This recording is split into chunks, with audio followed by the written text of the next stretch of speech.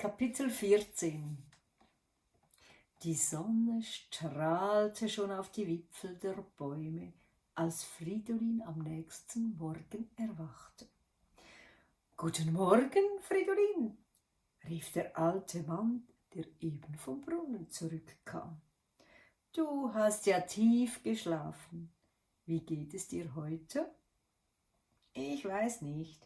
Ich möchte einfach das Halsband suchen, aber die Stadt ist ja so groß.« »Stimmt«, sagte der Mann, »die Stadt ist groß, aber ein schlauer Dackel wie du, der geht nicht so schnell verloren.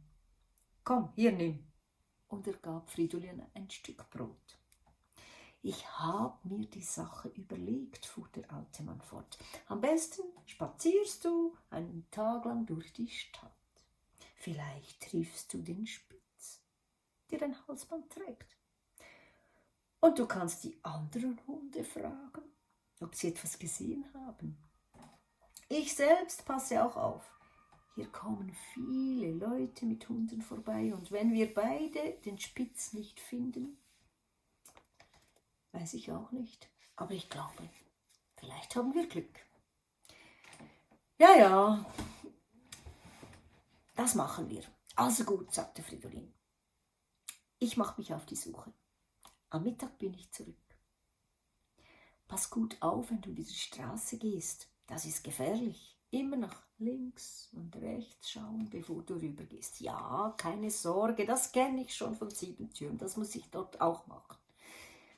Irgendwo muss ja dieser weiße Spitz sein mit meinem Halsband. Der kann doch nicht vom Erdboden verschluckt sein. Ich werde ihn bestimmt finden, dachte Fridolin. So spazierte er durch die große Stadt. Und was er da alles zu sehen bekam, das war mega interessant. Schade, dass er gar keine Zeit hatte. Egal, wo er hin, er ging, immer kamen noch mehr Häuser und noch mehr. Und in den Straßen reihte sich Laden an Laden. Und das waren viel größere Läden, als Fridolin je gesehen hatte, mit riesigen Schaufenstern. Und es gab da nicht nur Bäckereien und Metzgereien und einen Laden, wo man sonst noch Essen kaufen konnte. Nein, es gab auch Geschäfte mit Schuhen und mit Hosen, Jacken, Hemden, Mänteln, T-Shirts oder sogar mit Läden mit Tassen und Tellern oder Töpfen und Pfannen waren da. Oder sogar mit Hämmern, Zangen, Nägeln und Sägen und mit Spielsachen für Kinder. Unglaublich, rief Fridolin plötzlich. Aber er hatte gar keine Zeit, um sich das alles anzuschauen. Er musste ja in der großen Stadt diesen Spitz unbedingt finden, der sein schönes Halsband trug. Und ihr könnt es mir glauben, in dieser Stadt hatte es viele Hunde, sehr viele. Und er fragte fast alle, habt ihr nicht einen weißen Spitz gesehen mit einem roten Halsband? Doch die Hunde, die beschnupperten ihn nur und sie gaben ihm nicht einmal eine Antwort. So ging Fridolin halt immer weiter. Es war bereits Mittag geworden.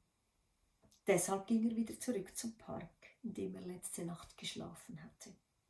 Als er eben durch das Parktor hineingegangen war, um den Drehorgelmann zu suchen, kam ihm ein dicker Mann entgegen und neben ihm lief ein weißer Spitz. Fridolin blieb stehen und vor Aufregung vergaß er beinahe zu atmen. Er brauchte gar nicht erst genau hinzuschauen. Man sah es von weitem.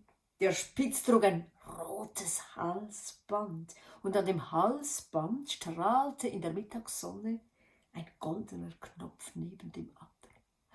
Fridolin zögerte keinen Moment. Er rannte sofort auf den weißen Spitz zu. »Hey, du, das ist mein Halsband, gib mir mein Halsband wieder!« Der Spitz drehte den Kopf und kaum hatte er den Dackel gesehen, lief er in den Park zurück.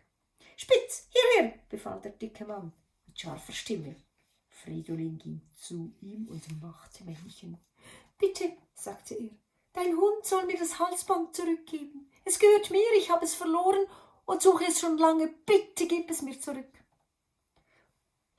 So ein Blödsinn! Lass mich in Ruhe, schimpfte der dicke Mann. Er wollte weitergehen, doch Fridolin stellte sich ihm in den Weg. »Das ist mein Halsband, ich habe es geschenkt bekommen. Willi hat sein ganzes Spargeld dafür ausgegeben. Bitte, bitte, gib mir das Halsband zurück.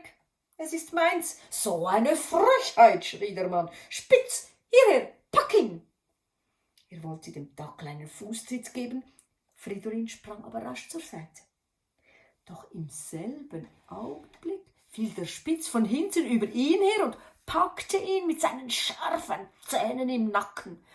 Fridolin schrie laut und versuchte sich loszureißen, und es begann ein wilder Kampf.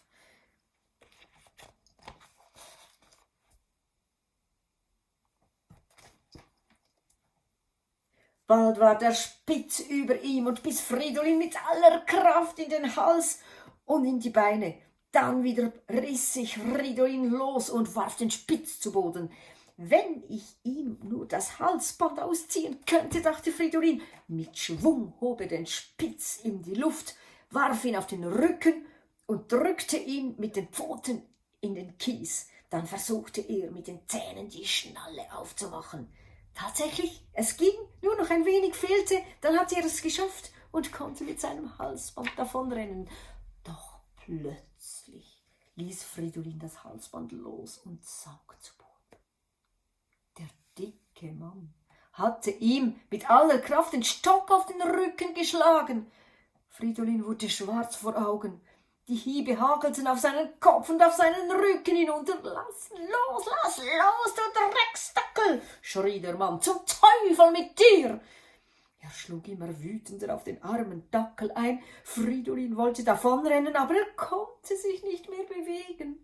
Er hat mir alle Knochen gebrochen, dachte er, und er lag keuchend am Boden. Doch der Mann hörte nicht auf mit seinen Schlägen. Kein Zweifel, der wollte in seiner Wut den armen Dackel totschlagen. Aber plötzlich rief jemand laut: »Halt! Was ist hier los?« Wer war das? Diese Stimme kannte er doch. Fridolin drehte den Kopf und machte die Augen auf. Es war der lange Polizist. Und neben dem Polizisten stand der Drehorgelmann mit dem langen weißen Bart. Der dicke Mann blieb einen Augenblick erschrocken stehen, dann nahm er den Stock unter den Arm. »Spitz, komm«, sagte er und wollte den Park verlassen. »Halt«, rief der lange Polizist noch einmal, »stehen bleiben.« »Was ist los? Meinen Sie mich?«, fragte der dicke Mann. »Ich habe nichts gesehen. Der böse Dackel da ist einfach über meinen armen Spitz hergefallen und wollte ihm das Halsband wegreißen.« »Das ist gar nicht wahr«, sagte der Drehorgelmann. »Ich habe es von Anfang an gesehen. Der Mann hat den Spitz auf den Dackel gehetzt und dann hat er auf ihn eingeschlagen. Darum habe ich dich ja auch gerufen. Wenn ich noch jünger wäre, hätte ich selber mich gewehrt und dann hättest du etwas erleben können. Du Rüpel!« Bestimmt hat er Fridolins Halsband aus dem Fundbüro geholt. »Was Fundbüro?«, sagte der dicke Mann. »Das Halsband habe ich gekauft. Halt den Mund, du alter Mann, du Dummkopf, oder ich zeig dir was.« Da wurde der Polizist böse. »Los zum Fundbüro. Alle miteinander«, rief er. Doch der Dicke wollte nicht. Ich habe jetzt keine Zeit«, stotterte er. »Ich muss dringend etwas besorgen.« »Keine faulen Ausreden«, sagte der Polizist. »Vorwärts. Oder ich leg dir Handschellen an.« Da sagte der dicke Mann nichts mehr. Zusammen gingen sie zu dem Haus, in dem die Polizeiwache und das Fundbüro waren. Als sie ins Fundbüro traten, kam der Mann mit der Brille an das Schaltfenster und blieb erstaunt stehen. »Ah, das ist ja der gestern das rote Halsband geholt hat«, rief er und zeigte auf den dicken Mann. Zieh deinem Spitz das Halsband aus, sagte der Polizist. Dann legte er es auf den Tisch, der mitten im Zimmer stand. Mit einem Satz war Fridolin oben und schaute sich das Halsband von der Seite an. »Das ist mein Halsband, das ist mein Halsband«, rief er vor Freude. »Du lügst«, schimpfte der Mann. »Das Halsband gehört mir. Ich habe es von meinem Geld gekauft.« »Das stimmt nicht«, rief Fridolin. »Das ist meins, ich kenne es ganz genau. Das rote Leder, die goldene Schnalle und die goldenen Knöpfe, das ist genau das Halsband, das ich von Willi zum Geburtstag bekommen habe.« Der Polizist ging lange im Zimmer auf und ab und blieb dann stehen. »Fridolin, tut mir leid, aber ich kann nichts machen. Der eine sagt dies, der andere das. Wie soll ich wissen, wer recht hat? Es gibt keine Lösung. Wir müssen das Halsband hier behalten.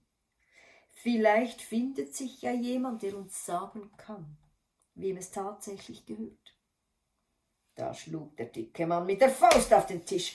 »Das ist eine Gemeinheit«, schrie er. »Mir glaubt man weniger als diesem elenden Dackel. Gebt das Halsband her, oder ich gehe zum Bürgermeister und beklage mich.« Plötzlich sprang Fridolin auf. »Schaut«, rief er. »Hier, da steht etwas, hier steht etwas drin.« Er zeigte mit der Pfote auf die Stelle auf der Innenseite des Halsbandes. Dort hatte es Buchstaben, Worte. »Wo?«, fragte der Polizist. »Ich habe das nicht gesehen.« Tatsächlich, da stand etwas ganz fein mit blauer Tinte geschrieben.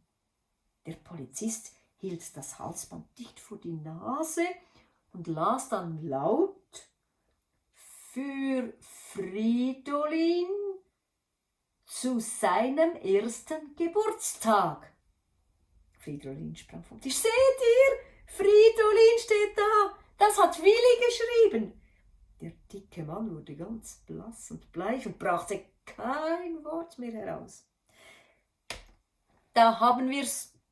Du bist ein Lügner und ein Dieb«, sagte der Polizist zornig. »Du hast das Halsband aus dem Fundbüro geholt, dabei gehört es dir gar nicht.« »Ich will das Halsband auch gar nicht mehr haben«, sagte der dicke Mann. »Ha, egal, das bekommt sowieso Fridolin. Und du bezahlst zudem eine Strafe. Mit dem Geld, das du zahlst, kann Fridolin dann im Zug nach Hause fahren.« Er zog Fridolin das Halsband an und sagte: »Was meinst du, Fridolin? Du bekommst von dem Mann das Geld für das Billett, weil er dich verprügelt hat. Ich glaube, in einer Stunde fährt ein Zug nach Siebentür.« Fridolin war außer sich vor Freude. Es tat ihm zwar alles noch weh von den Schlägen, aber er wedelte schon wieder mit dem Schwanz, rannte um den Polizisten und den Drehorgelmann herum und jubelte: »Endlich, hurra, ich habe mein Halsband wieder. Jetzt fahre ich zurück zu Willi.«